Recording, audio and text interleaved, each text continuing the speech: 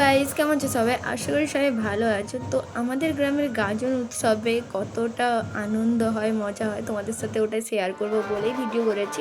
তো সাইডের সাউন্ডটাও আমি একটু রেখেছি যাতে তোমরা বুঝতে পারো কেমনভাবে বাজনা বাজছে আর কেমনভাবে ছেলেগুলো নাচছে। আর তোমরা অবশ্যই আমাকে একটু কমেন্টে জানিও যে তোমাদের এলাকাতেও এইভাবে গাজন উৎসব হয় কি না।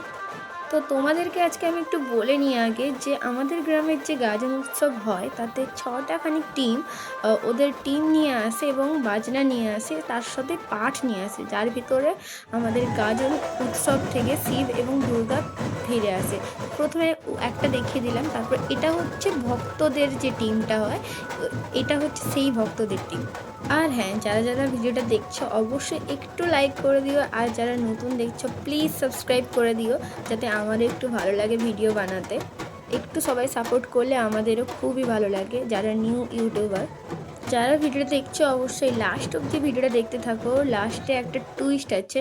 তো 6টা বাজনার মধ্যে সব থেকে যে বেস্ট লেগেছে আমার কাছে, যেটা বেস্ট লেগেছে সেটা আমি তোমাদেরকে লাস্টে শেয়ার করব।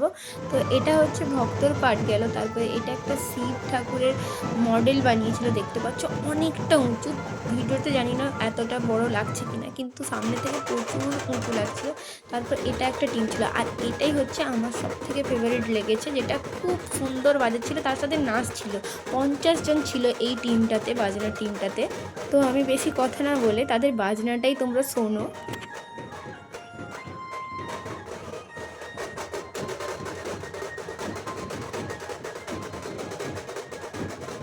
ভিডিওটা ভালো লাগলে লাইক করে দিও, সাবস্ক্রাইব করে দিও।